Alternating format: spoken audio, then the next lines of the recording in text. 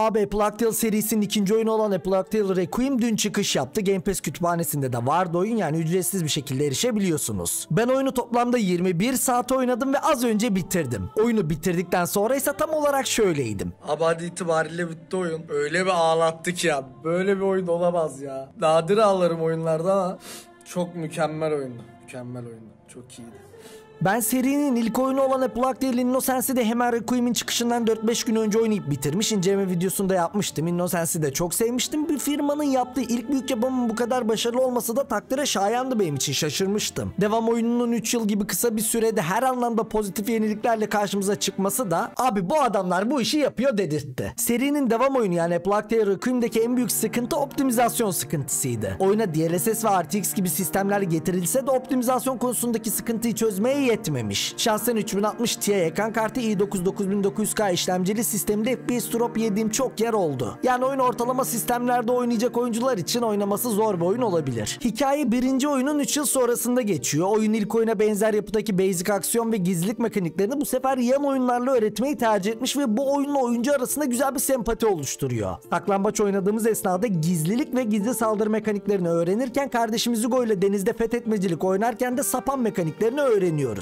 A Plague Tale Requiem birçok noktada ilk oyunun ekolünden devam etse de mekanik ve aksiyon tarafında büyük yenilikler barınıyor. Örneğin Innocence yani ilk oyunda yakın dövüş sistemi yokken Requiem'de bu sistem var ama bildiğimiz yakın dövüş aksiyon sistemlerinden çok daha farklı bir yapıda bu oyunun yakın dövüş sistemi. Hatta tam olarak yakın dövüşte sayılmıyor bence. Abi şöyle bir sistem, yakın dövüş genel anlamda karşımızdakini sersemletmek ya da ondan sıyrılmak üzerine. Tamam, basit düşmanların arkasından yaklaşıp onları sapan ipiyle boğarak öldürebiliyoruz ya da basit bir şekilde kafalarına sapanla taş vurup yere serebiliyoruz ama ilk oyuna nazaran basit düşman sayısı Requiem'de çok daha az. Oyun bu konuda zorlu rakip türlerini zenginleştirerek oyuncuya envanterini kullanması ya da sürekli sıyrılıp bir şeyler düşünmek için zaman kazanması gerektiren bir aksiyon sistemi işlemek istemiş ve bu gayet başarılı olmuş. A Plague Tale Innocence'de düşman bize yakından ya da uzaktan saldırmaya çalıştığında eğer saldırısı bize isabet ederse düşman çeşidi fark etmeksizin ondan tek yiyorduk. Requiem'de ise mini bosslar haricindeki tüm düşman türlerine karşı 2 şansa sahibiz. Uzaktan yapılan ilk saldırıda otomatik dodge'lama olarak animasyonla dodge'luyor gibi duruyor. Eğer iyileşmemiz için gereken zaman dilimi geçmediği takdirde ikinci hatada yersek ölüyoruz. Yakın dövüşler için de aynısı geçerli. Bizim karşılık verme olayımızsa şöyle: rakip bize saldırmadan önce ona saldırarak rakibi birkaç saniye afallatabiliyoruz. Ya da rakip bize ilk saldırısını gerçekleştirdikten sonra ikinci saldırıyı gerçekleştirmeden önce biz karşı saldırı yaparsak yine aynı olay gerçekleşiyor. Böylece ondan uzaklaşabiliyor, uzaktan saldırı gerçekleştirebiliyor ya da tekrar gözden kaybolup gizli bir şekilde ilerleyebiliyoruz. Bu gayet güzel bekleme çünkü ilk oyuna nazaran ikinci oyunda oyun oyuncuya toparlanma şansı veriyor. Bu şansı verirken de yenilenme zaman dilimini kısa tutmayıp düşman türlerini de düşünerek öldürebileceğimiz türlerden seçerek işlerin zorluk dengesini de o kadar güzel ayarlayabilmiş ki geliştiriciler, oyun ne çok zor ne de çok basit bir oyun. Aksiyon tarafında her şey çok dengede. Yakın dövüşte sadece sıyrılıyor muyuz? Sadece sersemletiyor muyuz? Hayır. Tabii ki adam öldürebildiğimiz yöntemler de var. Bıçak var abi oyunda ama bu öyle bir bıçak buldum. Bütün oyun bununla adam doğrarım kafasından çok uzak bir yapıda. Tıpkı mermi cephanesi gibi her bıçak tek kullanımlık çalışıyor. Birine yakın dövüşte bıçak sapladığımızda o bıçak düşmanın üzerinde kalıyor. Ya bak hadi gerçekçilik kasalım. Birebir çatışmada bu sistem böyle çalışsın dersin, anlarım. Ama şu arkadan bıçakla saldırıp rakibe suikast gerçekleştirdiğimiz zamanlarda bıçak rakipte takılı kalmasa çok daha hoş olurmuş be. Şu dikkat dağıtma mekaniği de hoş bir eklentiydi. Eğer arada belli bir mesafe varsa üstümüze gelen düşmanları birkaç saniye afallatabiliyoruz. Onlara saldırmadan onların yönünü değiştirebiliyoruz. Bir de Requiem'de ilk oyuna nazaran oyuncuyu acayip rahatlatan bir olay daha var. Abi bu basic yani sıradan taş var yani sapanla attığımız normal taş. O sınırsız. İlk oyunda yakın dövüş aksiyon sistemi neredeyse hiç yok gibiydi. Elde materyal kalmadığında normal taşla saldırma dışında bir şansımız kalmıyordu. Ama şöyle bir sıkıntı vardı, normal taş da sınırlıydı.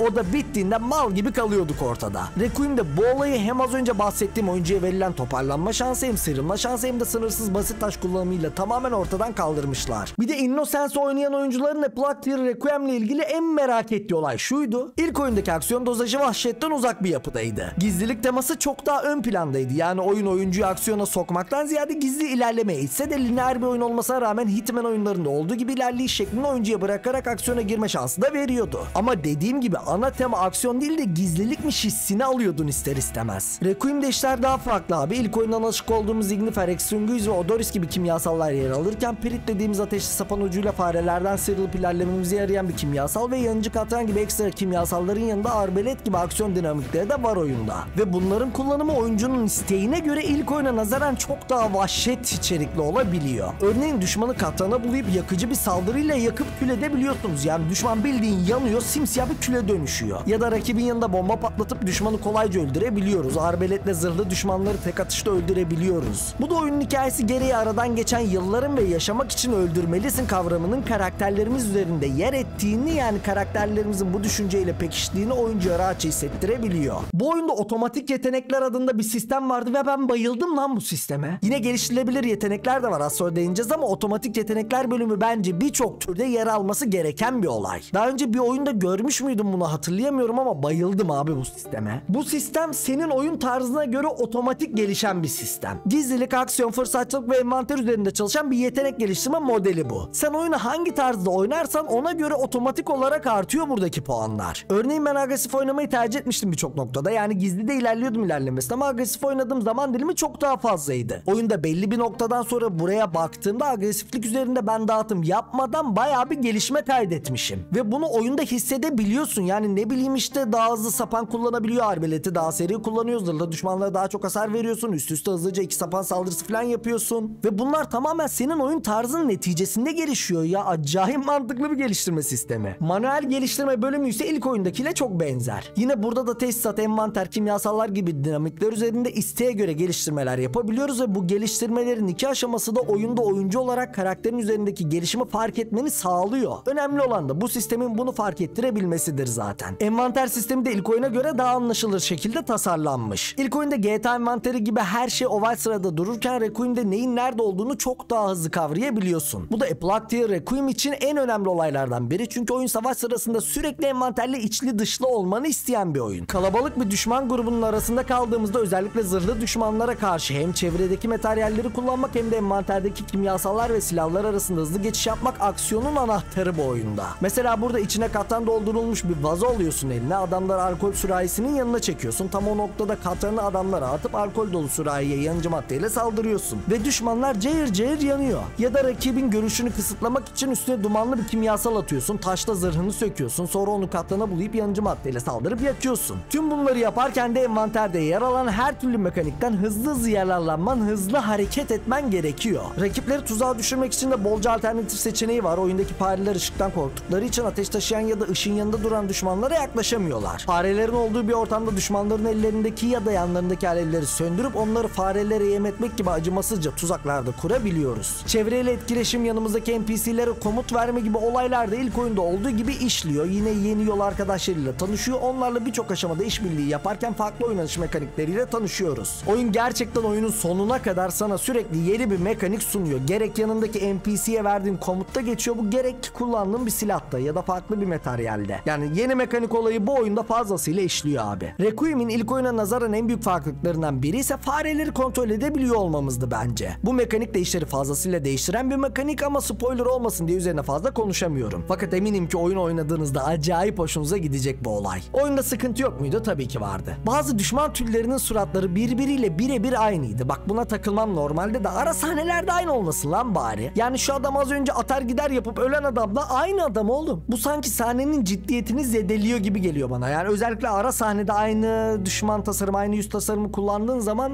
basitleştiriyor sahneyi. Bir diğer sıkıntı ise düşman yapay zekası sadece bize odaklı gibi çalışıyor. Mesela burada beni görmedi ama yanındaki arkadaşım kabak gibi önünden geçti düşmanın. Onu da mı görmedi abi bu? Yani biz gizlendiysek bizi görmediyse sonrası önemsiz oluyor düşman için. Bu bence yapay zekayı çok komik bir duruma düşürüyor. Bir de optimizasyon sıkıntısı vardı işte. Zaten oyunun sistem gereksinimleri açıklandığında optimizasyonla ilgili büyük sıkıntılar olacak kesindi ama buna rağmen ben acayip güzel bir deneyim yaşadım. O zaman vakit sonuç vaktidir. Sonuç olarak ilk oyundan beridir büyük sevgi beslediğim ana karakterlerimiz Hugo ve Amicia'nın mükemmel karakter tasarımları, oyunun çevre, sanat, karakter tasarımları üzerindeki kaliteleri, karakterlerin ara sahnelerdeki tavır, mimik, hal ve hareketleri, aksiyon sisteminin ilk oyuna göre aldığı büyük yenilikler, oyunu oynadığımız zaman fark edeceğiniz yüzünüzü gülümsetecek basit ama mükemmel detaylar, hikayesinin oyuncunun kalbine dokunmayı başarıp oyuncuyu ağlatabilmesi, ya abi kısacası her şeyle 2022 yılında çıkan oyunlar arasında oynadığım en iyi oyun oldu A Plague Tale Requiem. Zaten ilk oyuna yaptığım incelemede de devam oyunu için sabırsızlandığımı sıkça dile getirmiştim. Game Pass sayesinde de oynadım ve bitirdim. Teşekkürler Game Pass. Videoyu sonuna kadar kadar izlediğiniz için çok teşekkür ediyorum. Beğendiyseniz like ve yorum atıp kanala destek olabilir. Gelecek videolardan haberdar olmak için de abone olabilirsiniz. Kendinize iyi bakın. Görüşmek üzere. Bay bay.